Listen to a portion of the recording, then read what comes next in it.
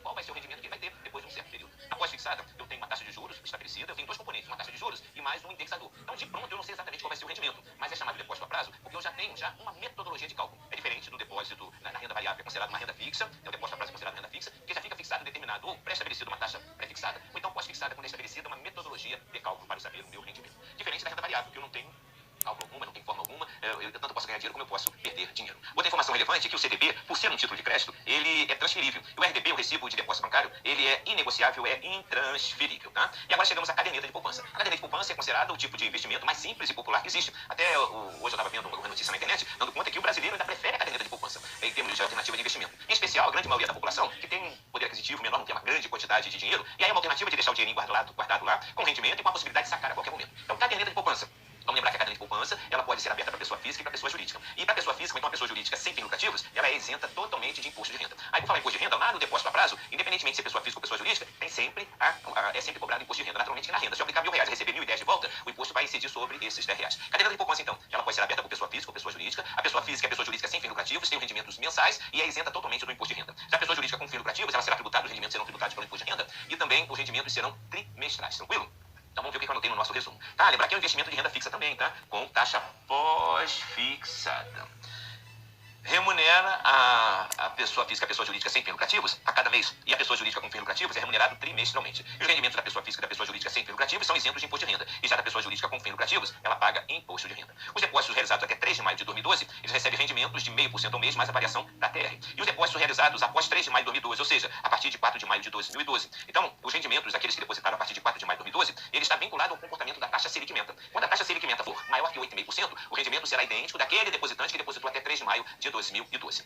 Quando a taxa Selic Menta ela for igual ou menor a 8,5% ao ano, então o rendimento da caderneta de poupança ele será de 70% da Selic mensalizada mais a variação da TR. Então vou ficar atento, tá? Sempre tem TR, independentemente se foi deposto até 3 de maio, independentemente de se a Selic ser maior do que 8,5% ou igual ou menor que 8,5%. Sempre eu tenho a TR. E mais 0,5% para aqueles que depositaram até 3 de maio de 2012, ou então para aqueles que depositaram a partir de 4 de maio de 2012, e quando a taxa Selic Menta estiver maior que 8,5% ao ano. Quando a taxa Selic Menta estiver igual ou menor a 8,5% ao ano, o rendimento da caderneta de poupança vai ser 70% da taxa Selic mensalizada, porque ela é apresentada anual. Então tem que mensalizá-la e aí essa taxa mensalizada mais a TR. Tranquilo? Então vamos adiante. Vamos aqui já para a ficha de número 10, não é isso? Então a ficha de número 10 diz assim, ó. Crédito direto ao consumidor. Então nós vimos aqui algumas operações passivas, né? Na ficha anterior eu mostrei depósito a prazo e caderneta de poupança. O depósito a prazo pode ser formalizado por meio de CDB e RDB, e a principal diferença entre um outro, entre o CDB e o RDB, é que o CDB é título de crédito, é negociável, é transferível. E o RDB não é título de crédito, é um recibo, ele é intransferível, ele é inegociável. Uma outra coisa interessante é dizer o seguinte, que a caderneta de poupança, independentemente de qual for a instituição financeira que você fizer o seu depósito, o rendimento será o mesmo, porque o rendimento é definido em lei.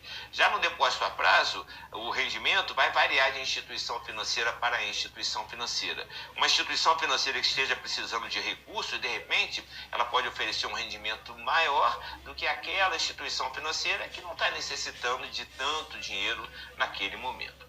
Então vamos para a ficha de número 10, que diz assim, o primeiro assunto, vamos lá. O primeiro assunto é crédito direto ao consumidor, que é uma operação ativa, né? Então toda vez que o banco capta dinheiro, ele está fazendo operação passiva. Toda vez que ele aplica, ele está fazendo uma operação ativa. E o CDP, o crédito direto ao consumidor, é uma operação típica própria da sociedade de crédito, financiamento e investimento, as financeiras, ou então do banco múltiplo com carteira de financeira. A principal característica do CDC é possibilitar o financiamento de bens duráveis. O que são bens duráveis? Exatamente um automóvel, um computador, uma geladeira, uma máquina de lavar roupa, alguma coisa dentro desse contexto.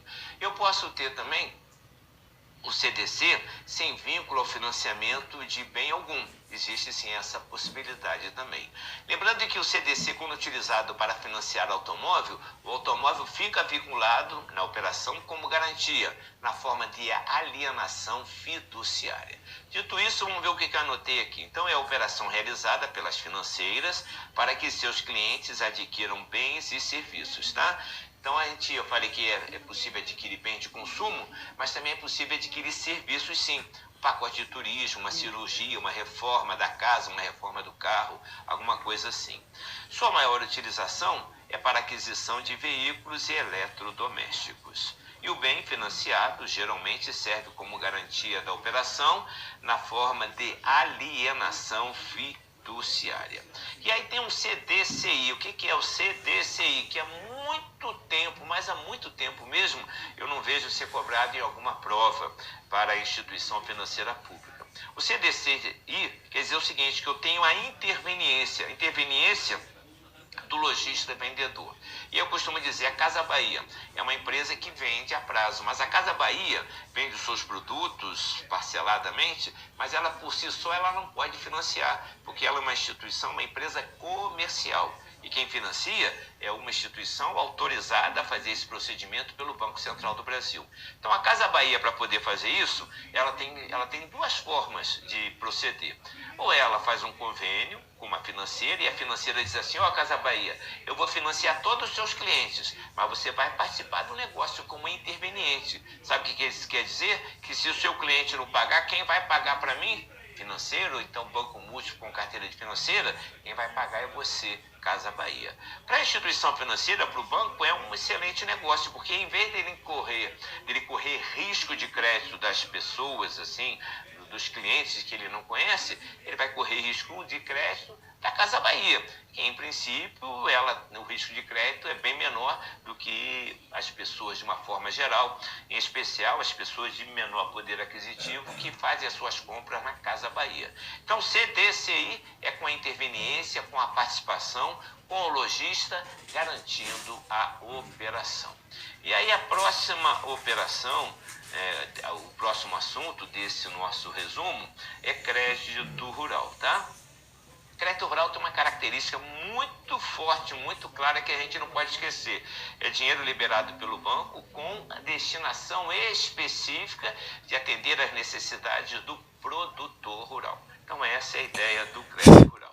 E a gente tem 4 modalidades. Custeio, que é o dinheiro que custa, é quanto custa para o produtor rural uma safra, então é o dinheiro que ele precisa para custear a compra da semente, defensiva agrícola, adubo, preparo da terra, tudo aquilo que for necessário até a safra. Aí depois eu tenho uma outra alternativa, que é o crédito rural de investimento. Investimento é dinheiro que o produtor rural ele vai investir na sua propriedade rural. Então é para melhoria da propriedade rural, vai ser utilizado em várias safras. Depois eu tenho o crédito rural para comercialização. Ora, o produtor rural ele planta, ele colhe, ensaca. Só que custa dinheiro pegar toda aquela produção e levar ao centro de distribuição, ao Ceasa. E o crédito rural possibilita o financiamento da comercialização. E a quarta alternativa é o crédito rural para industrialização. Industrialização também chamado de beneficiamento. Então o que é o beneficiamento? O produtor rural tem a plantação de caju. E aí ele vende o produto in natura. Mas a partir do momento que ele pega a castanha, ele começa a torrar e vende aquela castanha torrada, houve um beneficiamento, houve uma industrialização. Então o crédito rural atende sim à industrialização, desde que aconteça numa cooperativa rural ou então na propriedade rural do próprio produtor, e 50% dos insumos que são utilizados nessa industrialização tem que ser produzido, pelo menos 50% naquela propriedade rural, ou então se for uma cooperativa rural, tem que ser 50% produzido pelos produtores rurais daquela cooperativa rural. Então vamos ver o que eu anotei. Então é aplicação exclusiva, como eu já falei, nas atividades agropecuárias. O objetivo é estimular e apoiar a atividade rural. Quais são as modalidades? Então eu tenho custeio, que cobre o custo de uma safra. Eu tenho investimento, que são melhorias na propriedade rural. Eu tenho a comercialização, que são as despesas após a colheita. Faltou a industrialização, mas vocês então guardem isso aqui, tá? Que a industrialização é o beneficiamento desde que aconteça na propriedade rural, então na cooperativa rural. E quem é que pode pegar dinheiro do crédito rural? Os beneficiários são produtor rural, pessoa física ou jurídica, e cooperativa de produtores rurais e pessoa física ou jurídica que, mesmo não sendo produtor rural, se dedique à atividade que favoreça a melhoria da produção rural. O produtor rural, pessoa física, pode ser brasileiro ou estrangeiro, mas o estrangeiro tem que residir no país. A cooperativa rural, lembrando que sindicato rural não pode ser beneficiário do crédito rural. Então, em princípio, o produtor rural, mas também aquele empresário que desenvolve uma atividade que contribua com a melhoria da produção rural. Então, essas são as informações sobre o crédito rural. O cartão de débito, o que é o cartão de débito? Hoje, né, é fundamental no nosso dia a dia, no nosso relacionamento com o banco. O cartão de débito é fundamental para que a gente possa efetuar saques e efetuar pagamento de compras e serviços, sim, tá? Uma característica do cartão de débito, diferente do cartão de crédito, é que o cartão de débito ele não incentiva o consumo. Eu só consigo gastar até o limite da minha disponibilidade que eu tenho na conta. Então é isso que eu anotei aqui, ó, chamado de dinheiro de plástico, movimenta moeda eletrônica e não incentiva o consumo. Então vamos lembrar que realmente ele possibilita, ele movimenta a moeda eletrônica. Tá? O que é a moeda eletrônica? É aquela que está armazenada, guardada em meio eletrônico. Outra coisa que a gente tem que lembrar que ele não incentiva o consumo. E uma coisa que é interessante é que o cartão de débito ele funciona de forma muito semelhante com um cheque. Tá? Um cheque eletrônico, vamos dizer assim. Quando eu e você a gente preenche um cheque, eu não sei a última vez que eu preenchi um cheque, mas quando eu preencho um cheque, eu digo para pagar, eu digo ao banco para pagar um determinado valor, uma determinada pessoa. Quando eu faço uma transação com o cartão de débito, estou dizendo para o banco o seguinte: banco, você vai retirar o dinheiro da minha conta e colocar na conta dessa pessoa, dessa empresa, dessa loja, que eu estou utilizando essa maquininha aqui para que a transação possa acontecer. Então essa é a característica do cartão de débito. E aí a gente chega ao cartão de crédito. Os cartões de crédito, ao contrário do cartão de débito, ele incentiva o consumo. Por que ele incentiva o consumo? Porque eu faço compras sem necessariamente ter disponibilidade de dinheiro na minha conta. Eu faço conta fazendo uso do limite de crédito. E aí que está dito aqui, é importante a gente guardar que ele pode ser básico ou diferenciado. O básico só serve para o basicão mesmo, só para efetuar pagamentos de bens e serviços. O diferenciado, além de possibilitar o pagamento de bens e serviços, eu também posso participar, de repente, de algumas promoções, de aqueles procedimentos que tem uma parceria com uma empresa, com uma companhia aérea, para eu ter milhagens, ter milhas para poder fazer uso, né, em viagem de avião. E ele pode ser tanto o básico quanto o diferenciado, ele pode ser nacional ou ele pode ser internacional. Lembrando o seguinte, que os bancos não são obrigados a oferecer o cartão diferenciado. Se ele quiser oferecer um cartão, o básico ele vai oferecer sempre. E o diferenciado, se ele quiser. Ele não pode oferecer o diferenciado sem oferecer o básico. Tá? E a anuidade que é cobrada no básico tem que ser menor, tem que ser mais barata do que a anuidade cobrada no cartão diferenciado. E tanto um quanto o outro pode ser nacional ou internacional. Isso aqui é uma informação importante também, que o Conselho Monetário Nacional, hoje, ele não determina valor mínimo de pagamento mensal. Cada administradora define seu valor mínimo de pagamento. Tá? Então, houve um período que o Conselho Monetário Nacional dizia um percentual mínimo, que eu nem vou falar porque a gente não precisa guardar aquilo que não está valendo mais. E aí ele fez esse procedimento dizendo que tinha que ter um percentual mínimo, no sentido de tentar conter o endividamento das pessoas. E aí ele hoje liberou, então a administradora de cartão de crédito, ela é livre para exigir ou não um percentual mínimo. E uma administradora pode exigir um percentual e outra administradora outro percentual. E dentro de uma mesma administradora, ela pode exigir um percentual de mim e exigir um percentual de outro cliente da mesma administradora de cartão de crédito diferente. Tranquilo? Então vamos adiante. E aí nós vamos chegando à nossa fichinha de número 11, a nossa ficha resumo de conhecimentos bancários. E esse assunto que nós vamos falar, lembrando ainda que o cartão de crédito não acabou não, ele está sujeito às seguintes tarifas, nós temos um bocado de informação, né? Então tem a anuidade, o que é essa tarifa de anuidade? É um valor que eu pago só para ter o cartão de crédito, por um ano. Uma anuidade por um ano, né? É só para ter o cartão de crédito, independentemente de eu fazer uso ou não de 1 centavo que seja desse cartão de crédito. Outra informação, a emissão de segunda via de cartão pode ser cobrada, lembrando que a substituição normal, a emissão de segunda via, porque o cartão ele venceu, ele tem uma data de validade, e aí a reposição é gratuita. Mas se eu contribuir para que essa reposição aconteça, eu perdi o cartão, foi roubado, foi furtado, danifiquei, aí pode ser cobrada, tá? Estou falando pode ser cobrada porque o banco, assim, a instituição administradora de cartão de crédito, né, é o correto dizer isso, porque o banco não emite cartão de crédito, quem emite é a instituição de pagamento, é a administradora de cartão de crédito, ela não é obrigada a cobrar tarifa, mas existe a possibilidade sim. Uso do cartão para saque em espécie, lembrando que é saque em espécie na conta cartão.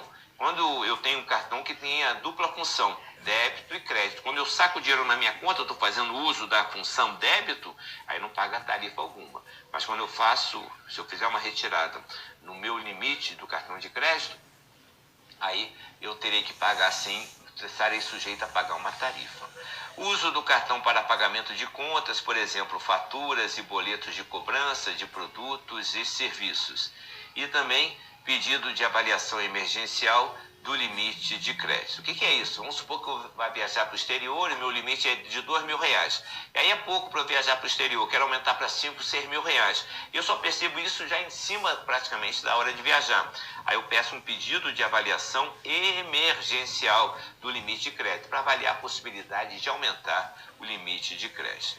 Também pode ser cobrado por envio de mensagem automática relativa à movimentação ou lançamento em cartão de crédito. Fornecimento de plástico ou cartão de crédito em formato personalizado e fornecimento emergencial de segunda via de cartão de crédito. E aí chegamos a esse assunto consórcios, tá? Esse assunto consórcios, o produto consórcio em si, eu nunca vi uma questão de prova ainda, né? Desde que esse assunto começou a aparecer em editais para concurso de instituições financeiras públicas. Mas se aparecer, vai ser muito tranquilo. O que é um consórcio? A gente pode dizer que é um tipo de autofinanciamento. Então vamos supor que se juntam 40 pessoas que têm vontade de comprar um carro que custa R$40.000. Então todo mês cada um paga R$1.000. E aí cada mês um é contemplado com um carro. Pode ser por sorteio ou então pode ser por um lance. Mas a ideia que a gente tem do consórcio é exatamente um grupo de pessoas e a ideia do autofinanciamento. E a gente tem a administradora de consórcio, que é um tipo de instituição que para funcionar depende de autorização do Banco Central e ela tem esse papel de administrar, de organizar grupos de consórcio. Tranquilo? Então vamos lá. É uma reunião de pessoas naturais ou jurídicas em grupo, promovida por administradora de consórcio com a finalidade de propiciar a seus integrantes, por meios de autofinanciamento, aquisição de bens e serviços. O assunto 26, tá? São bancos comerciais. E aí a gente está dentro daquele contexto que aparece logo no início do conteúdo programático de conhecimentos bancários. Estrutura do Sistema Financeiro Nacional, aparece lá o órgão normativo, supervisores, operadores e executores. Banco comercial é um tipo de operador. Qual é a característica do operador? Fazer a intermediação financeira, captar recursos de um lado e repassar esses recursos do outro lado. Tranquilo? Banco comercial ele tem uma característica muito interessante que a gente tem que guardar, que já foi objeto de questão de prova. Banco comercial não faz operação comercial. Banco comercial vai fazer operação financeira, operação bancária. E a característica do banco comercial é fazer o suprimento oportuno e adequado de recursos financeiros para atender à necessidade de dinheiro do comércio, da indústria, do prestador de serviço, das pessoas físicas, da área rural, das indústrias, né? Então é muito interessante o papel do banco comercial. Então é isso que eu falei, ele faz o suprimento oportuno e adequado dos recursos necessários para financiar a curto e médio prazos. Então vamos guardar isso que também aparece em prova, tá? Banco comercial faz operação de curto e médio prazo. A gente vai ver que banco de investimento e banco de desenvolvimento fazem operações de médio e longo prazo. Tranquilo? Então vamos adiante. O 27 é exatamente o banco de investimento. Qual é a característica do banco de investimento? Fazer operações de investimento. O banco comercial não faz operação comercial. Operação comercial quem faz é a Casa Bahia. Compra um produto, a mercadoria e vende esse produto. Banco comercial faz operação financeira, faz operação bancária. Já o banco de investimento, ele vai fazer sim operação que se caracteriza de investimento, liberando dinheiro para as empresas investirem nelas mesmas. Aí o banco de investimento, ele pode liberar dinheiro, emprestando dinheiro, fazendo financiamento, ou então com participação acionária, comprando ações de uma empresa. É uma forma, sim, de atuação do banco de investimento. Então, ele tem também um papel de administração de carteira de terceiros, administra dinheiro de terceiros.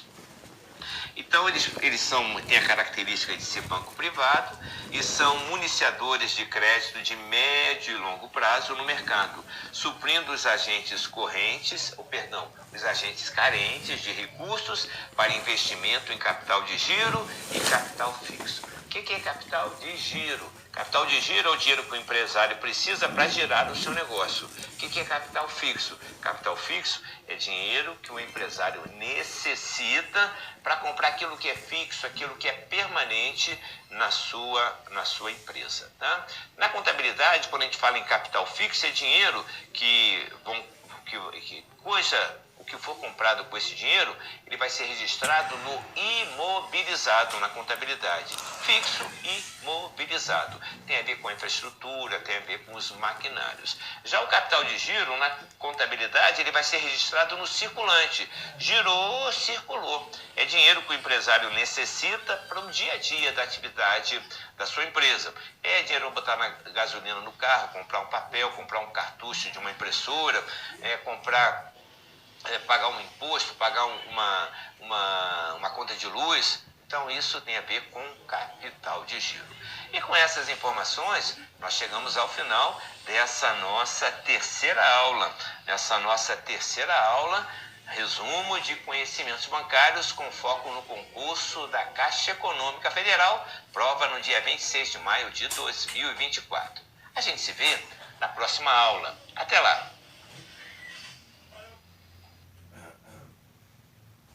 Resumo agora é a ficha de número 12, tá? E esse assunto que nós vamos falar, bancos de desenvolvimento.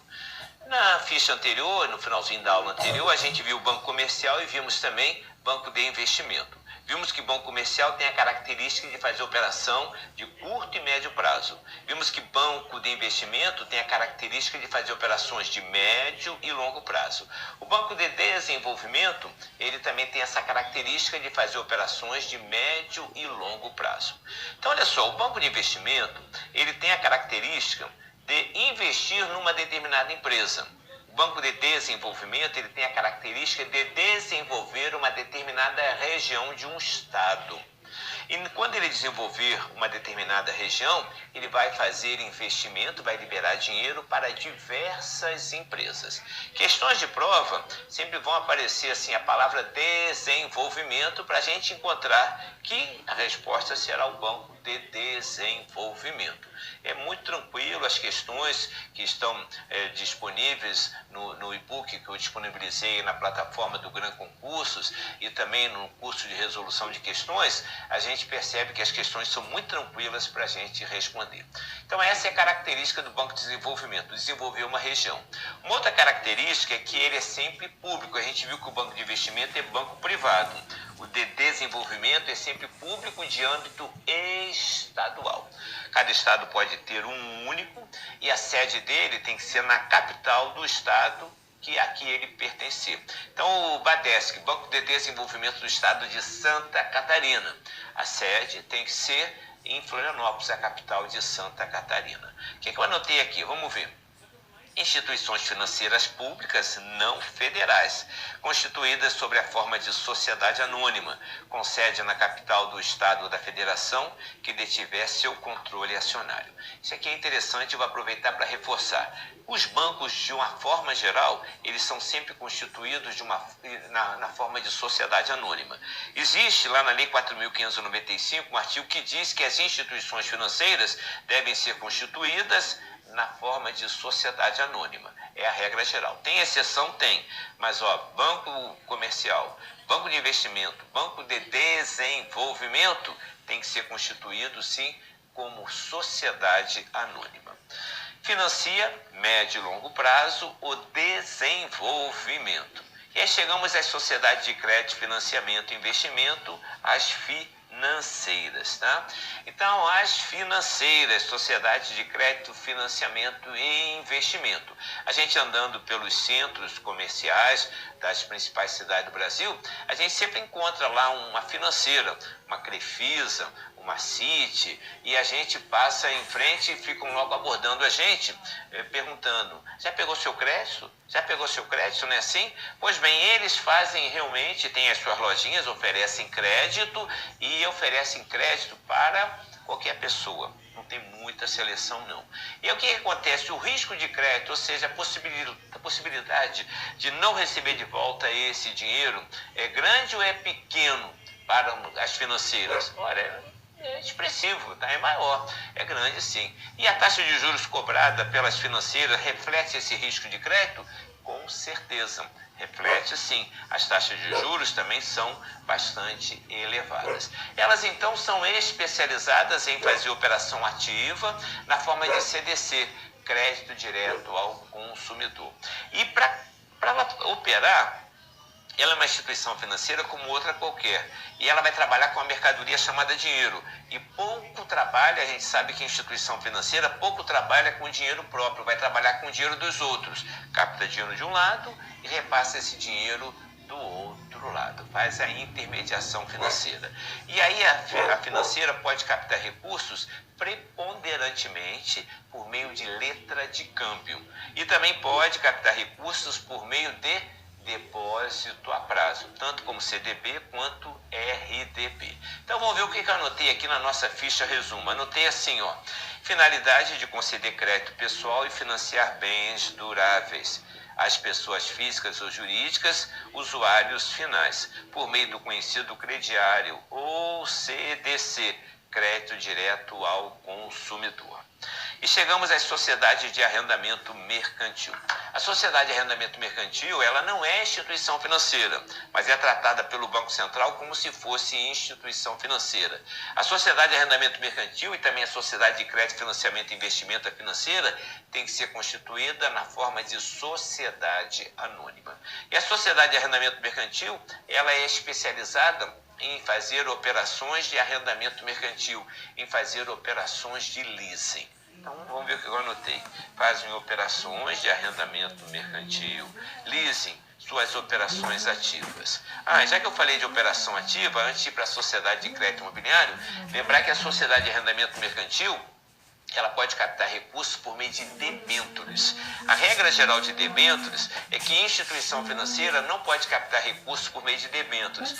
Só que a sociedade de arrendamento mercantil, ela não é instituição financeira. As operações que a sociedade de arrendamento mercantil faz, elas não são tributadas com IOF, com Imposto sobre Operações Financeiras. São tributadas com ISS, Imposto sobre Serviço de Qualquer Natureza.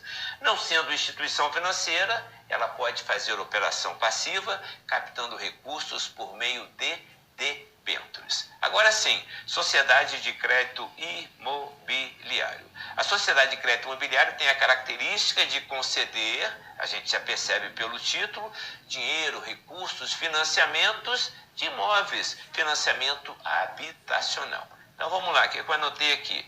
Criadas para atuar no financiamento habitacional. Não captam hoje recursos do público, repassam recursos do sistema financeiro de habitação.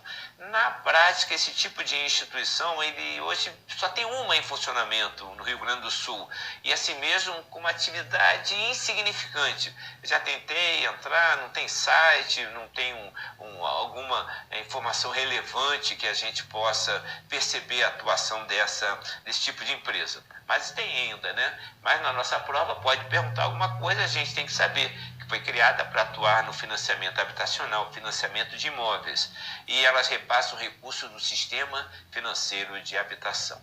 Então, até agora, o que nós já vimos? Banco comercial, banco de investimento, Banco de Desenvolvimento, a Sociedade de Crédito, Financiamento e Investimento, a financeira, a Sociedade de Arrendamento Mercantil e a Sociedade de Crédito Imobiliário. E aí vamos ver agora os bancos múltiplos. Por que eu apresentei essas 6 instituições antes? Porque os bancos múltiplos, ele vai ter uma multiplicidade. A gente, quando estuda esse assunto detalhadamente, cada uma dessas instituições, a gente aprende que cada uma delas tem características específicas. O banco comercial faz algo que o banco de investimento não faz. Por exemplo, o banco comercial capta recursos por meio de depósito à vista. O banco de investimento não pode captar recursos por meio de depósito à vista, nem o banco de desenvolvimento.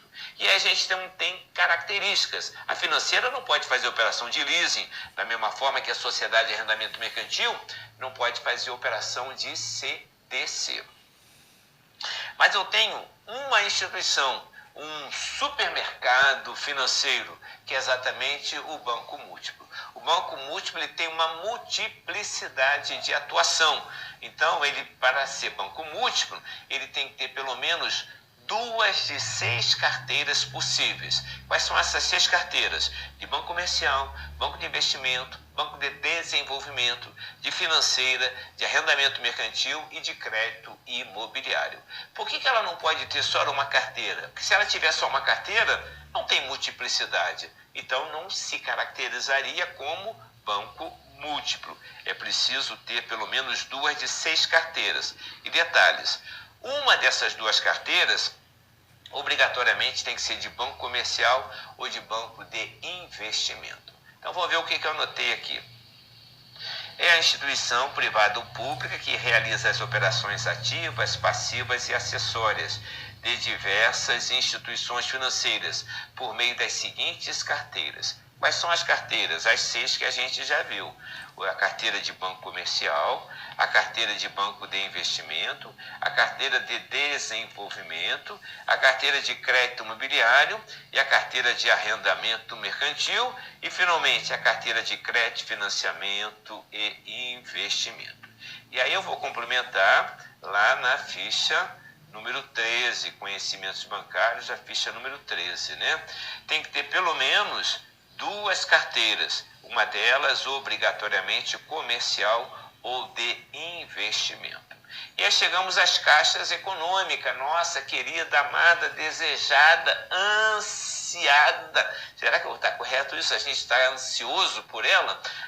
Eu acho que não deve estar muito certo não, mas a gente está com essa ansiedade, né? Pela Caixa Econômica Federal. Então, característica da Caixa Econômica Federal. Lembrar que a Caixa Econômica não é banco. Não é banco comercial, não é banco de investimento, não é banco de desenvolvimento, mas ela é semelhante a banco. Então, como tal, ela vai desenvolver, vai poder fazer algumas operações típicas de bancos comerciais ou então de bancos múltiplos. E ela tem, inclusive, algumas carteiras para poder desenvolver as suas atividades. Caixa Econômica Federal não é banco, ela é única, ela é Caixa Econômica. Uma instituição financeira pública federal. E ela tem um caráter, antes de eu ir para a fichinha, ela tem um caráter voltado para o social. Então vamos lá, o que eu anotei aqui? A Caixa Econômica Federal é a única em funcionamento no país. Além disso, empresa pública com objetivo claramente voltado para o social. Não é banco, é assemelhada a banco, faz quase tudo que um banco faz. E vamos lembrar também que ela tem o monopólio do penhor civil no Brasil. E ela também administra o Fundo Garantidor de Tempo de Serviço, o FGTS. E aí chegamos na Associação de Poupança e Empréstimo. E aí também são poucas as instituições, acho que só tem uma ou duas, não só uma em funcionamento, é a Poupex, Associação de Poupança e Empréstimo, a Poupex. Qual é a característica dela? Como ela é uma associação, ela não é constituída na forma de sociedade anônima, mas sim como uma sociedade civil. E aí o que acontece? Os associados, os sócios, eles não são,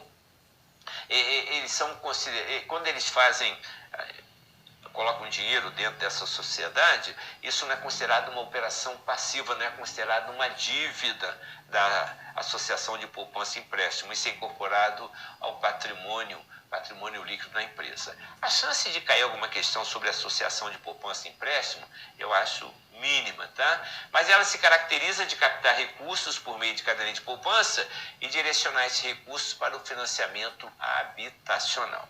Então vamos lá, atua no financiamento habitacional, constituída na forma de sociedade civil, sendo de propriedade comum de seus associados. Muito bem.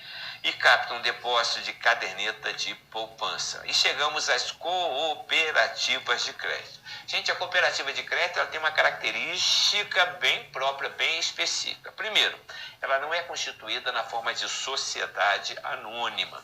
Ela tem uma forma de constituição própria das cooperativas, que não vou perguntar para a gente. O que pode perguntar é se ela é constituída na forma de sociedade anônima. E a gente vai dizer que não é constituída na forma de sociedade anônima. É um grupo de pessoas, de associados, de cooperados. E ela tem que oferecer serviços financeiros exclusivamente aos seus associados. Então, vou ver o que eu anotei aqui.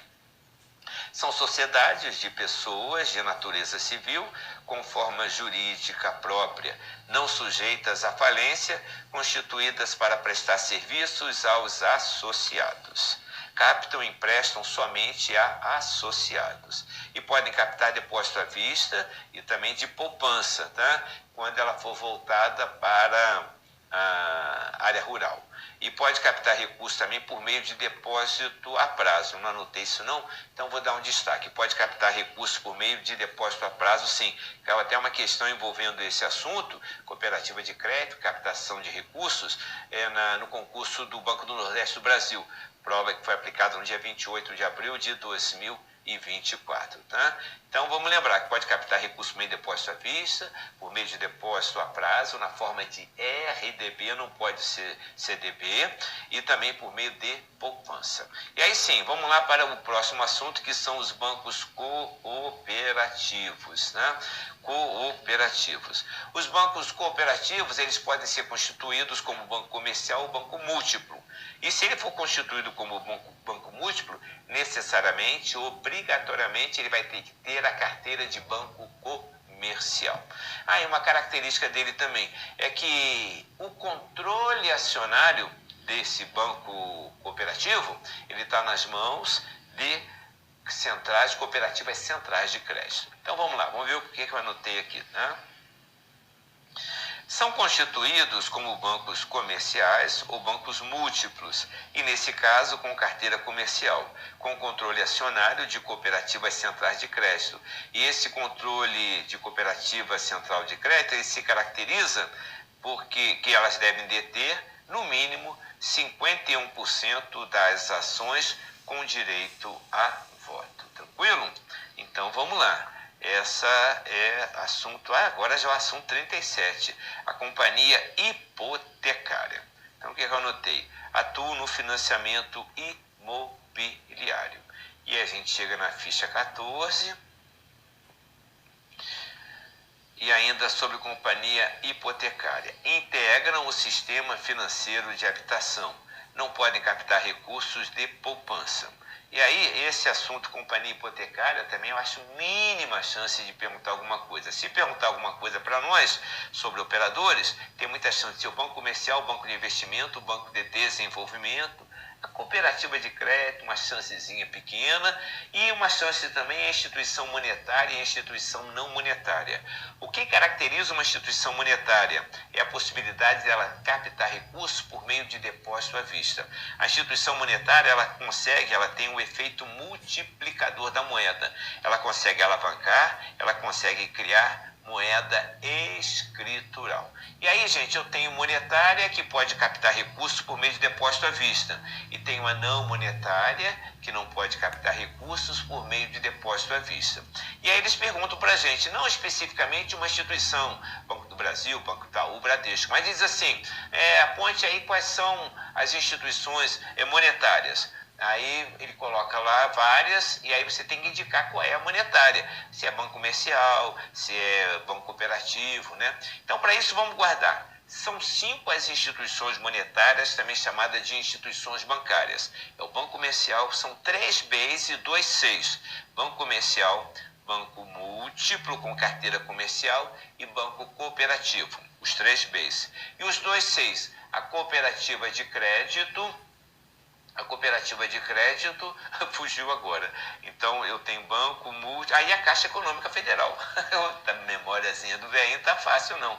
Claro, a Caixa Econômica Federal não é banco, mas é assemelhada a banco. Então 3 Bs, banco comercial, banco múltiplo com carteira comercial e banco cooperativo. E os 2 Cs, Caixa Econômica Federal e a cooperativa de crédito. Tranquilo? Eu anotei isso aqui no nosso resumo.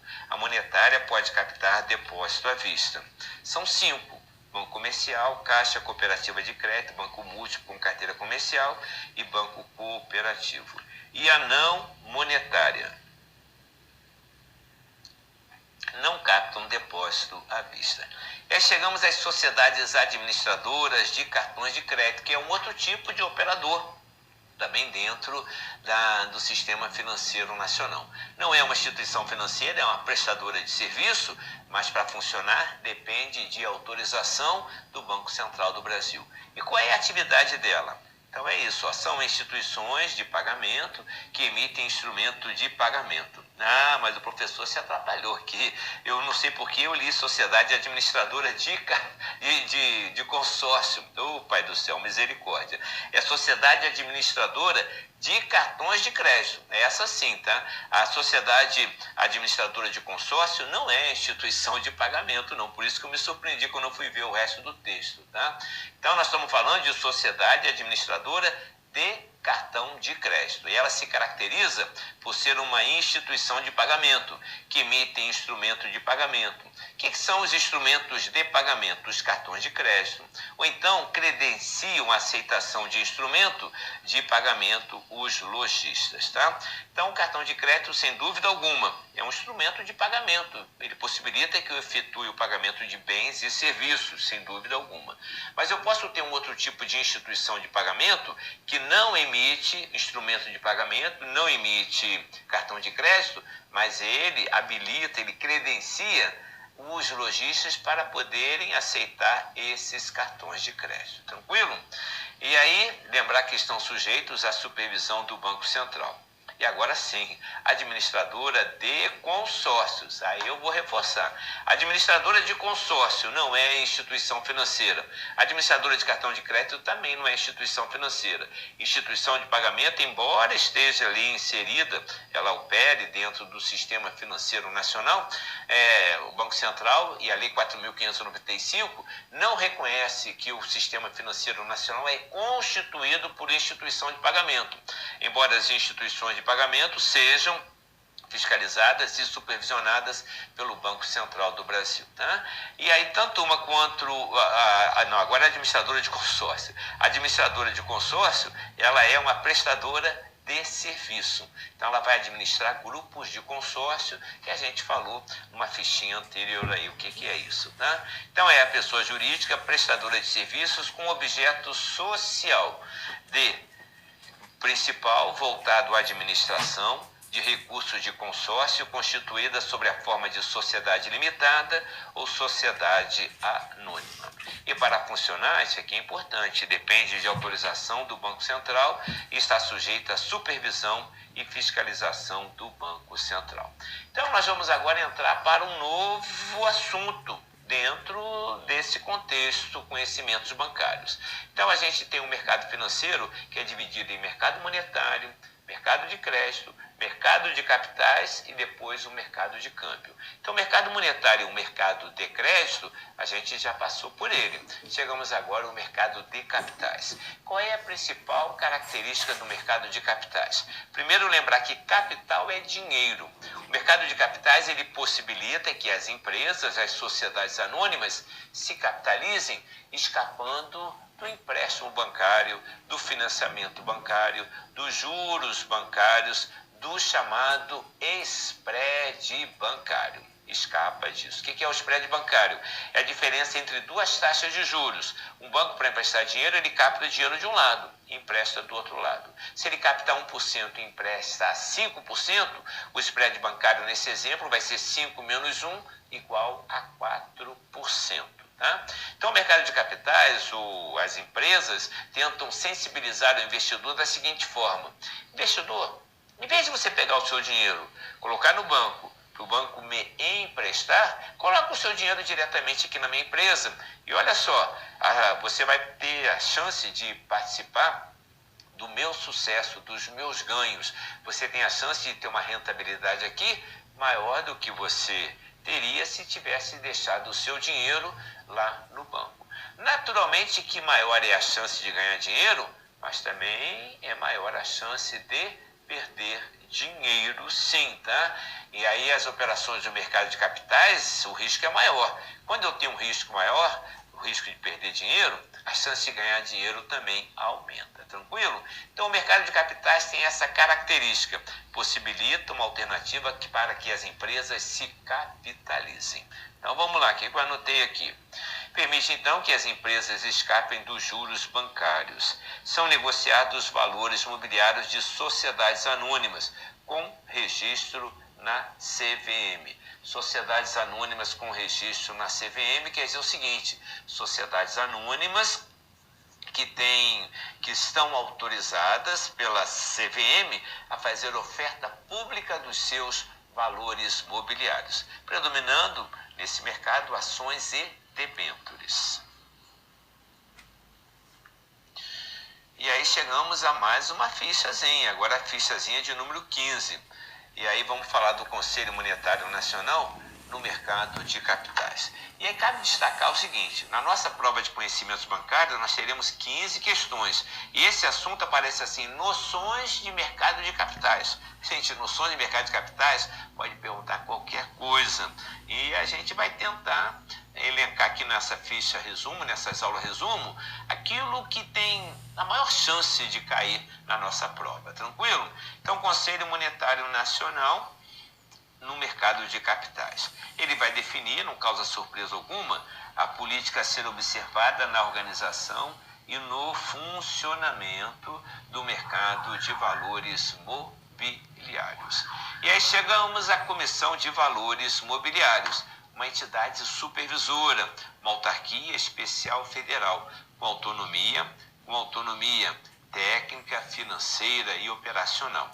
Lembrando que ela não está subordinada a um ministério em si, mas ela tem um vínculo com o Ministério da Fazenda. E tem também uma ligaçãozinha, né, com o Conselho Monetário Nacional. O Conselho Monetário Nacional traça regras gerais, procedimentos gerais, políticas gerais para o mercado financeiro e para o mercado de capitais, o mercado de valores mobiliários, para o mercado bancário. Quando o mercado bancário, quem vai fazer valer essas regras é o Banco Central do Brasil. No mercado de capitais, quem vai fazer valer essas regras, que vem do Conselho Monetário Nacional, é a nossa CVM, a Comissão de Valores Mobiliários. Então, como eu mencionei, é uma autarquia federal vinculada ao Ministério da Fazenda. E ela tem o seu conselho diretor, tem um presidente e mais 4 diretores. E sendo que esses componentes desse conselho diretor, eles têm uma estabilidade de 5 anos. E o papel da CVM é assegurar o funcionamento eficiente e regular dos mercados de bolsa e de balcão. Já apareceu questão de prova exatamente abordando esse papel da CVM, assegurar o funcionamento eficiente e regular dos mercados de bolsa e de balcão, naturalmente de balcão organizado. E aí chegamos na estrutura e funcionamento do mercado de capitais. Então eu tenho a CVM, tem Bolsa de Valores, tem as sociedades corretoras de títulos e valores mobiliários, tem as sociedades distribuidoras de títulos e valores mobiliários, tomadores de recursos, sociedades anônimas com registro na CVM e investidores. Então esses são a estrutura, são aqueles que atuam, são os atores realmente desse mercado de capitais. E aí chegamos às sociedades anônimas, diferença entre companhia aberta e fechada. Gente, em noções de mercado de capitais, a gente tem que saber a diferença entre sociedade anônima de capital aberto e capital fechado. Mas antes disso, a gente tem que saber que a principal característica da sociedade anônima é ter o seu capital social, capital é dinheiro, social é a sociedade, a empresa, é ter o seu capital social representado por ações. Essa é a principal característica. E o que diferencia a sociedade anônima de capital aberto e de capital fechado? A de capital aberto, ela tem registro na CVM. E tendo registro na CVM, ela pode fazer a oferta pública dos seus valores imobiliários. A de capital fechado também vai ter o seu capital social representado por ações. Mas como ela é fechada, ela não tem autorização da CVM, ela não está sujeita à supervisão da CVM, ela não tem que prestar contas à CVM, ela não pode fazer a oferta pública dos seus valores mobiliários. Vamos ver o que eu anotei aqui. Então, toda sociedade anônima tem o seu capital social dividido em ações. Isso aqui, independentemente se é aberta ou fechada. Aí eu tenho assim, ó. Aberta tem registro na CVM e tendo registro na CVM pode fazer a oferta pública dos seus valores mobiliários. Aí eu tenho a fechada sem registro na CVM. Como não tem registro na CVM, ela não pode fazer a oferta pública dos seus valores mobiliários. A aberta tem as suas ações negociadas na Bolsa de Valores. A fechada, não. Vamos adiante. Agora vamos falar de ação. E aí eu já falei para vocês que a característica da sociedade anônima é ter o capital social, o dinheiro da sociedade, representado por ações. E uma ação é a menor parcela, do capital social da empresa. Então, a ação não é considerada um título de dívida, é considerado até, alguns dizem, um título patrimonial. Então, ele é considerado a menor parcela do capital social, representa a menor parcela do capital social de uma sociedade anônima. Quem compra uma ação, ele se torna acionista, passa a ter direitos e passa a ter deveres em relação à empresa. Nós temos 3 tipos de ações, sendo que só 2 delas são negociadas: ação preferencial e ação ordinária. Essas 2 são negociadas. E tem uma terceira que é chamada de fruição. Essa não é negociada. Essa é oferecida quando o sócio fundador ele se afasta da atividade e as ações que ele tinha, elas são resgatadas, ele recebe o dinheiro de volta. E aí ele recebe um documento como se fosse uma homenagem para ele usufruir, por isso que ela é chamada de fruição, para ele tirar uma onda que é acionista ainda. Mas esse papel, essa ação não tem valor algum e não é negociada na Bolsa de Valores. Então, vou ver o que eu anotei aqui em relação à ação. É a menor parcela do capital social de uma sociedade anônima. Ordinária, isso aqui é importante, ela tem direito a voto. Já a preferencial, ela não tem direito a voto, mas tem uma preferência para receber dividendos e o dinheiro de volta se a sociedade anônima encerrar as suas atividades. Então, quem tem ação preferencial não tem direito a voto. A preferência é essa: na hora de pagar dividendo, ele tem prioridade, recebe na frente daquele que tem ação ordinária. E se a empresa encerrar as suas atividades e for devolver o dinheiro aos acionistas, o que tem ação preferencial recebe esse dinheiro na frente. Tranquilo? É considerado sempre, não vamos esquecer, renda variável, não é isso? E aí nós vamos encerrar essa nossa 4ª aula com essa ficha de número 15. Então a gente encerra aqui a nossa 4ª aula, né? Deixa eu ver aqui. É isso aqui. Estamos chegando então ao final da nossa 4ª aula resumo. A gente se vê então na próxima ficha resumo. Chegamos agora à ficha resumo de número 16. E na aula anterior nós começamos a estudar o mercado de capitais e vamos dar continuidade. Vamos falar agora do direito dos acionistas. Então, na aula anterior, nós vimos que o mercado de capitais permite que as empresas se capitalizem, escapando dos juros bancários, escapando da intermediação bancária, escapando do spread bancário. Vimos também que uma característica de toda a sociedade anônima é ter o seu capital social representado por ações. E aquelas que são abertas, significa que ela tem registro na CVM, pode fazer oferta pública dos seus valores imobiliários. E a sociedade anônima de capital fechado também tem o seu capital social representado por ações, mas sendo fechada não tem registro na CVM, não pode fazer oferta pública dos seus valores imobiliários. Vimos também que as ações podem ser ordinárias ou preferenciais. E vimos que a ordinária o acionista que tem ação ordinária, ele tem direito a voto na Assembleia de Acionistas. E quem tem ação preferencial não tem direito a voto, mas ele tem prioridade na hora de receber dividendos. Ele recebe dividendos na frente daquele que tem ação ordinária. E outra coisa, se a empresa encerrar suas atividades, o que vai acontecer? A empresa ela vai restituir o dinheiro aos acionistas. Quem tem ação ordinária vai receber depois daquele que tem ação preferencial.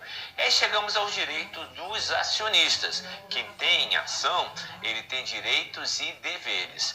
Os direitos e deveres estão limitados à quantidade de ações que o acionista tem. Quem tem mais ações tem mais direitos e mais deveres. Quem tem menos ações tem menos direitos e menos deveres, tá? Então vamos elencar quais são os direitos. Então o acionista, ele tem direitos e deveres limitados à quantidade de ações que possuir. Direitos, são 4 direitos: dividendos, bonificações, subscrição e bônus de subscrição. E aí eu não dei detalhes em cada uma delas, vou passar aqui agora. O que é dividendos, tá? Para acontecer, para poder exercer o direito de dividendos, é necessário que a sociedade anônima tenha lucro. Dividendo é uma parcela do lucro que é dividido entre os acionistas. A bonificação foram reservas de lucro de exercícios anteriores, tem uma conta na contabilidade chamada conta de reserva de lucro. E em exercícios posteriores, mais à frente, a Assembleia de Acionistas toma uma decisão do que vai fazer com aquele dinheiro. Esse dinheiro pode ser entregue aos acionistas, um ganho adicional, mas ele pode ser incorporado ao capital social da empresa, que é mais comum de acontecer. E sendo incorporado ao capital social da empresa, o que vai acontecer? O número de ações vai aumentar. Essas novas ações não precisam ir ao mercado para captar esses recursos, e esses recursos já estão dentro dessa empresa. E quem é o dono dessas novas ações? O dono dessas novas ações são aqueles antigos acionistas. Cada um deles vai receber uma parte dessas ações proporcionalmente à quantidade de ações que ele já possui. Subscrição é quando a empresa quer se capitalizar e ela vai lançar novas ações. Aquele que já é acionista, ele tem direito a subscrever, a adquirir essas ações, ele tem preferência, ele tem prioridade. Não é obrigado a exercer esse direito. E o bônus de subscrição é o documento que habilita, que diz, esse aqui é acionista nosso, ele tem o direito de comprar tantas ações no dia tal, a um preço tal. Então esses são os direitos dos acionistas. E aí nós vamos ver agora esse conceito de desdobramento e grupamento, tá? Desdobramentos e grupamentos. O que são desdobramentos e grupamentos? Desdobramento é o seguinte: pega uma quantidade de ações e desdobra, aumenta a quantidade de ações. E o grupamento pega uma quantidade de ações e grupa numa só. Então vamos supor, uma ação é desdobrada em 5, ou então pega 10 ações e grupa numa só. Qual é o objetivo sempre do desdobramento e do grupamento? Tentar aumentar a quantidade de negócios com essa ação. Então, de repente, essa ação, como aconteceu com a Droga Raia, estava em R$113. Aí aconteceu o quê? Aconteceu um desdobramento. Quem tinha uma ação, a pessoa passou a ter 5 ações. Só que não altera o investimento, não altera o capital social.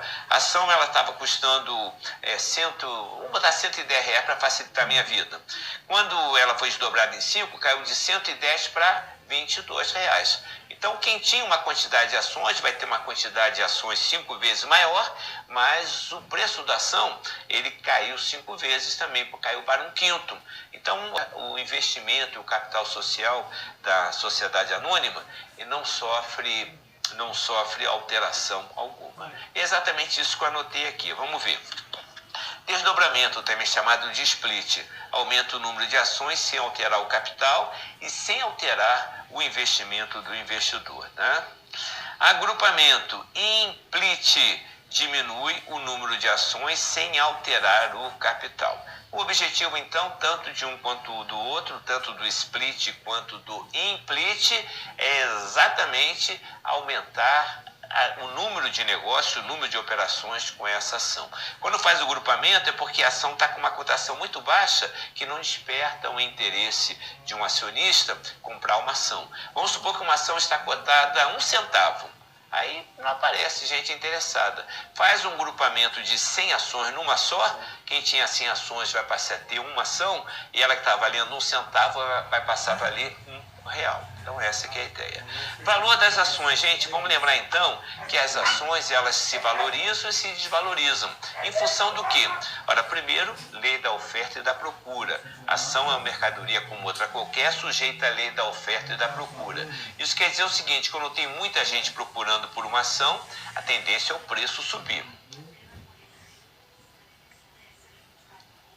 Quando eu tenho pouca gente procurando por uma ação, a tendência é o preço cair. Naturalmente que a procura ou a não procura por uma ação vai depender do quê? Da expectativa de resultado dessa empresa. Então ela vai valorizar se tiver uma expectativa de dar bom lucro, de ter sucesso nas suas operações. E vai desvalorizar em sentido contrário. Muito bem. Então o valor das ações, o preço é chamado de cotação. Ele varia, oscila conforme a expectativa dos investidores. E vamos lembrar também que quem compra ações está fazendo um investimento de renda variável, sempre em renda variável. Ações sempre renda variável, nunca renda fixa. Então vamos adiante.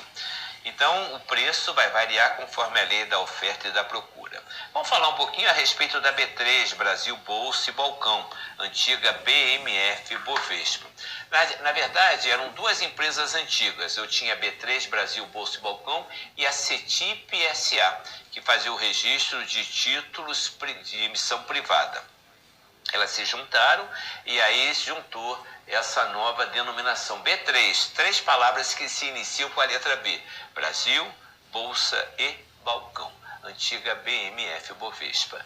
A única bolsa de valores e de mercadorias e futuros em funcionamento no Brasil.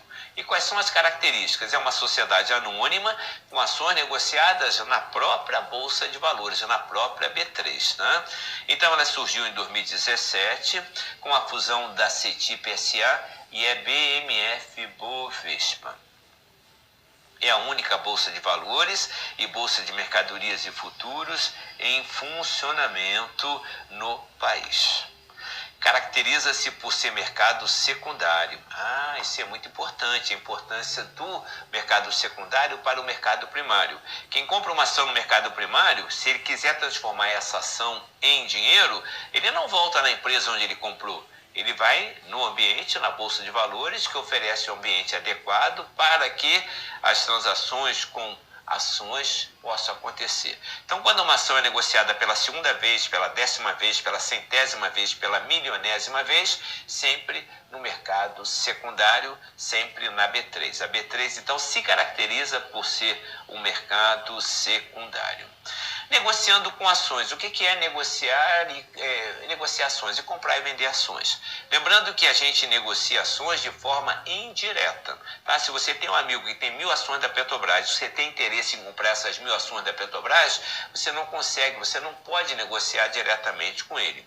A negociação vai acontecer no âmbito da B3, Brasil, Bolsa e Balcão, mas com a participação de uma corretora ou uma distribuidora de títulos e valores mobiliários, que funcionam como um corretor, faz um encontro de alguém interessado em comprar com alguém interessado em vender.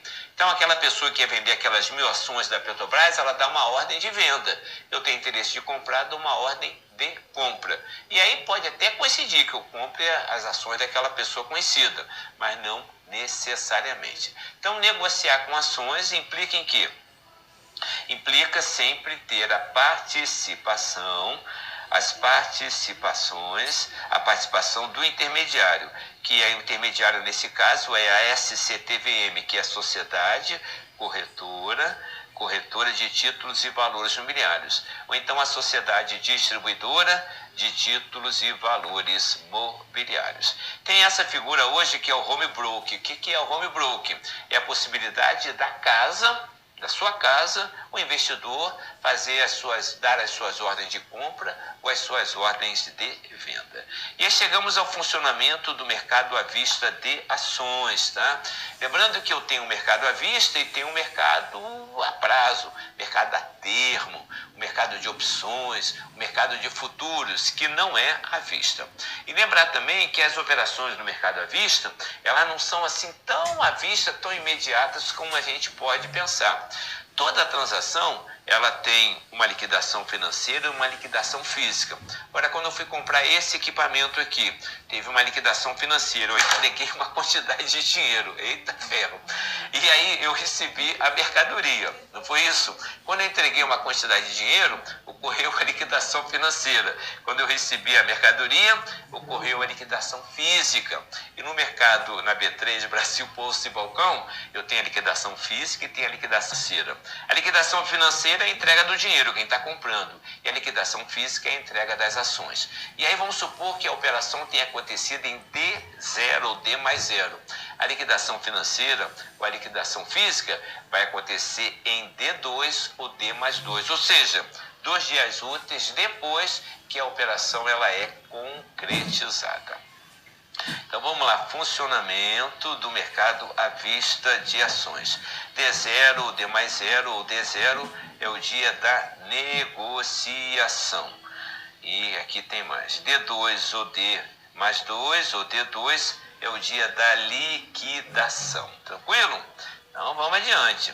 Tá? O que é ordem a mercado? Isso aqui é importante nesse funcionamento do mercado à vista de ações. Então, quando eu dou uma ordem de venda, uma ordem de compra, a ordem é mercado. É para a corretora distribuidora no mercado naquela hora, independentemente de qual seja a cotação, efetua a compra ou efetue a venda. E aí temos também uma outra ordem que é chamado fichinha de número 17, a chamada ordem limitada, tá? A ordem limitada eu sempre vou dizer a quantidade de ações e qual é a ação que eu quero que compre, né? De qual empresa. E a mercado, eu já entra no mercado, qual for o preço, compra. A limitada, eu vou limitar, eu quero dizer, ó, compra se tiver nesse preço que me interessa, né? Então essa é limitada. A ordem casada implica numa ordem de compra e uma ordem de venda ao mesmo tempo. Vende ações da Petrobras e compra ações do Banco do Brasil. Essa é a ordem casada. E a ordem on-stop. A ordem on-stop, como aparece no termo em inglês, é para dar uma parada. Uma parada em quê? De repente, numa possibilidade de perda de dinheiro. O acionista comprou uma ação a R$5, ela chegou a 15. Aí, de repente, ela começa a cair. 12, caiu para 14, 13, 12, 11. E ele começa a perceber que tem chance dessa ação cair bastante e cair a menos de R$5. Aí ele diz assim, ó, vamos dar uma parada nessa caminhada minha de perder dinheiro. Se ela bater R$8, pode vender. Ele comprou a 5, vende a 8, ele vai ganhar ainda R$3 nessa venda. Então essa é a ordem on-stop. E aí vamos falar agora de debêntures, tá? O que são debêntures? A gente viu que ações são títulos representativos do capital social de uma empresa. Já debênture é título representativo de dívida da empresa. A empresa, ela pode tomar dinheiro emprestado no banco, ela vai ter uma dívida, mas ela também pode tomar dinheiro emprestado no mercado de capitais dos investidores, das pessoas, por meio de debênture. E quem comprar uma debênture, vamos supor que a empresa está vendendo uma debênture a R$1.000. Quem comprar uma debênture no valor de R$1.000, naquela hora ele está emprestando R$1.000 para aquela empresa. E aí ele passa a ter direitos em relação à empresa? Em princípio, não. Ele passa a ter deveres em relação à empresa? Também não. Mas se a gente analisar com um pouquinho mais talvez assim, de cuidado, passa a ter direito? Sim. Qual é o direito? O direito de receber de volta o dinheiro emprestado. Se emprestou R$1.000, vai ter o direito de receber de volta aqueles R$1.000 numa data futura com rendimento já estabelecido. Ações, renda variável. Debêntures, renda fixa. Quem compra uma ação, o debenturista, ele se torna credor daquela empresa. E sobre a ótica da empresa, ela é uma dívida, tá? Então é isso que eu anotei aqui. Vamos ver o resumozinho. Então é título de dívida da emissora. E quem compra a debênture, quem compra, ele empresta dinheiro à emissora, tranquilo? E aí podem ser, então as debêntures podem ser simples, e aí quem comprou a debênture vai receber de volta simplesmente o dinheiro emprestado mais os juros, mas ela pode ser também conversível. Conversível tem a seguinte característica: eu emprestei R$1.000 para receber daqui a 2 anos de volta 1.100. No dia de eu receber, eu posso receber o meu dinheiro, ou então, se ela for conversível, eu posso converter em ações daquela própria empresa. Vamos supor que foi a Vale do Rio Doce que eu comprei a debênture. Passado 2 anos eu vou receber R$1.000, ou então converto em ações da própria Vale do Rio Doce. E eu tenho também a permutável, tá? O que é a permutável? A permutável, vai funcionar parecida com a conversível. Eu comprei ações da comprei debêntures da Vale do Rio Doce por R$1.000 para receber depois de 2 anos 1.100. No dia de receber, se ela for permutável, eu vou poder receber o meu dinheiro se eu quiser, ou então eu vou permutar, vou trocar por ações que não sejam de emissão da própria emissora da debênture, ou seja, que não seja da emissão da Vale do Rio Doce. Vamos supor que ela teria em carteira ações da Petrobras. Então, a característica, a diferença entre a conversível, converte em ações da própria emissora. Permutável, troca em ações que não sejam da própria emissora. Tranquilo? E aí chegamos às operações de underwriting. O que é underwriting? Vem do inglês, o under é que está embaixo, sub, e o writing, né, é escrever. Então, a tradução do inglês para o português do underwriting é subscrição. E elas são realizadas por banco de investimento, por sociedade corretora e distribuidora de títulos e valores imobiliários e sociedade distribuidora de títulos e valores mobiliários. Então, gente, quando uma empresa, no mercado primário, ela quer fazer o lançamento de novas ações de um novo grupo de debêntures, quando a gente estuda mercado primário e mercado secundário, a gente vê que no mercado primário a gente vai investir diretamente na empresa, mas a gente não consegue negociar diretamente com a empresa. Tem que ter a participação desse intermediário, que pode ser um banco de investimento, até um banco de desenvolvimento, uma corretora, uma distribuidora de títulos e valores imobiliários. Em geral, o underwriting acontece no mercado primário, mas pode acontecer também no mercado secundário. E aí, então olha só, botei aqui, pode ser no mercado primário e também no mercado secundário. Quais são os tipos de underwriting? Isso aqui é importante. Garantia firme. Garantia firme, o intermediário, ele praticamente compra tudo aquilo que está sendo lançado, toda aquela quantidade de valores imobiliários que está sendo lançado, ou seja, na garantia firme, a empresa emissora, ela tem garantia que ela vai conseguir o capital. Ela vai conseguir se capitalizar na totalidade do capital que ela desejava, porque o intermediário, ele firmou um processo de garantia firme.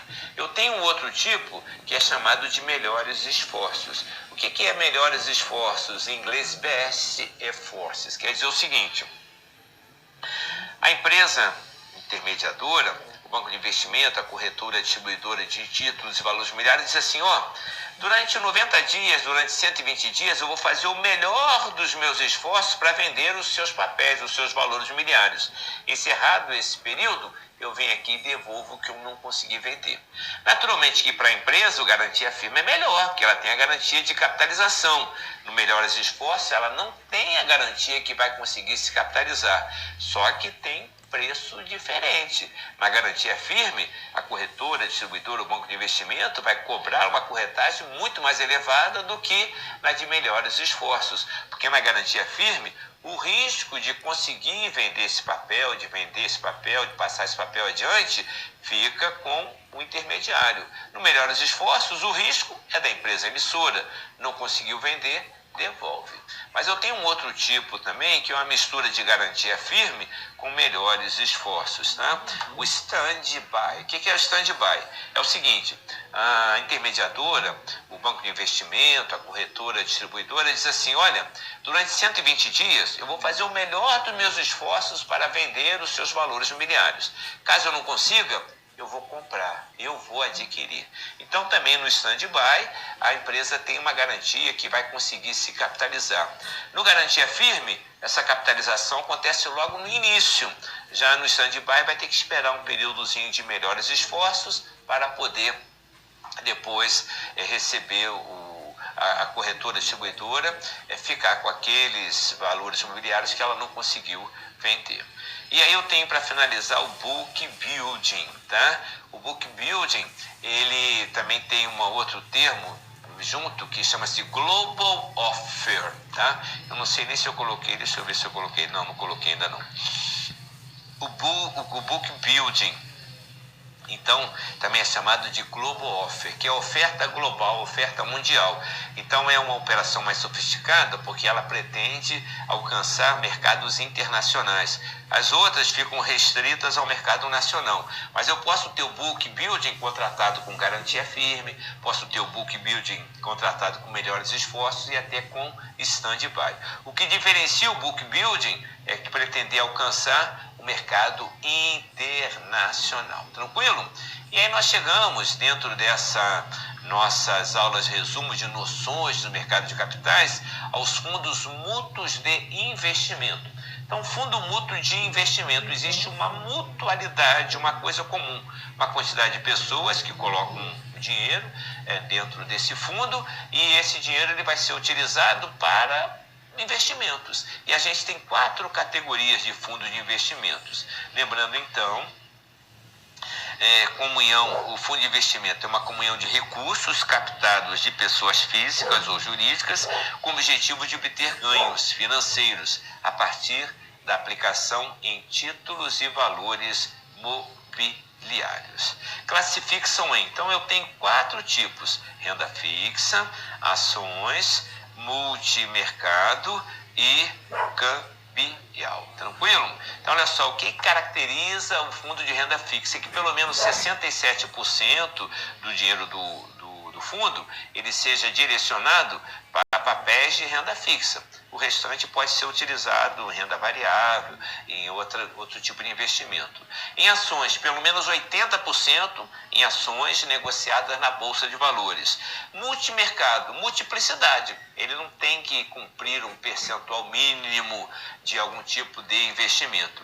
E o cambial também, pelo menos 67% em aplicações que tem a ver com a variação cambial. Tranquilo?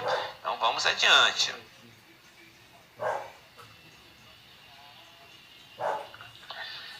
E aí chegamos à ficha de número 18, que trata de sociedade corretora e a sociedade distribuidora de títulos e valores mobiliários. Então, a sociedade corretora de títulos e valores mobiliários e a sociedade distribuidora de títulos e valores mobiliários, ela é um tipo de instituição que faz a intermediação, mas não aquela intermediação financeira. Ela não capta recursos de um lado e empresta dinheiro do outro lado, não. Ela vai intermediar o que é a negociação entre compradores e vendedores de valores mobiliários.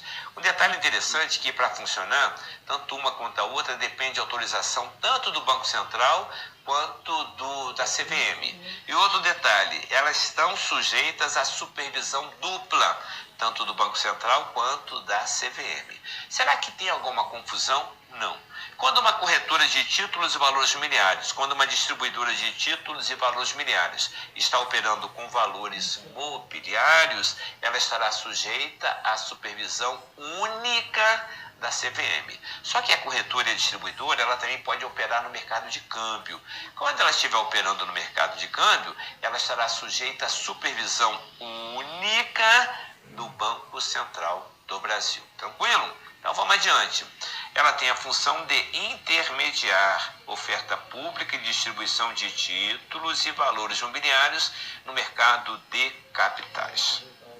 São constituídas na forma de sociedade anônima ou limitada.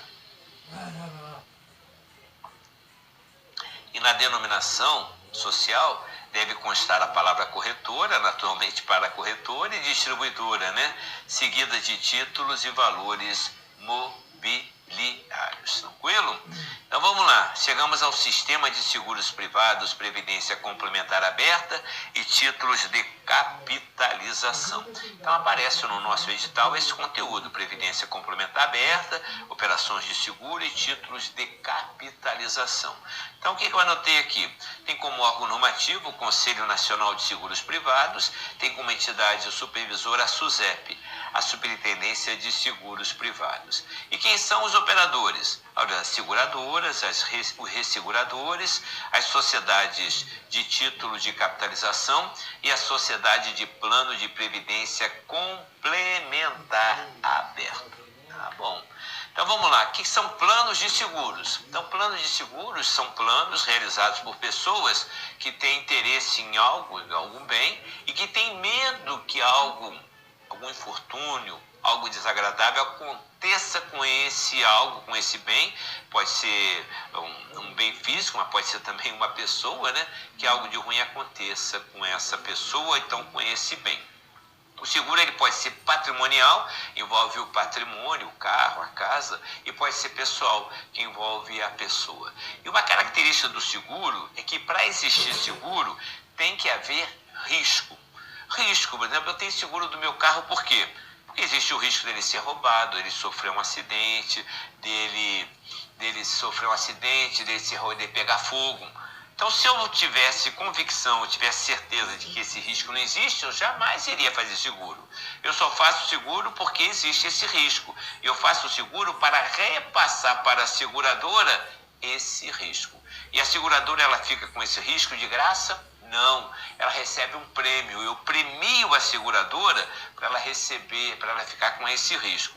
E se por acaso acontecer o sinistro, o infortúnio, a seguradora ela vai me pagar uma indenização. Então o contrato de seguro é sempre oneroso para ambas as partes. E existem 5 elementos no seguro: o risco, que é algo incerto. A gente diz assim, certo até certo ponto, né? Porque, por exemplo, a gente faz um seguro de vida, tem que morrer, e a morte é certa. O que nos serve de consolo é que a data é incerta, né? Então, tem que ter o risco, tem que ter o segurado, que tem o interesse em algo, em algum bem, na pessoa, a seguradora, eu tenho que ter também o prêmio e a indenização. São os 5 elementos do seguro. Tá? Então, o objetivo é restabelecer o equilíbrio econômico perturbado. Né? Elementos básicos do seguro.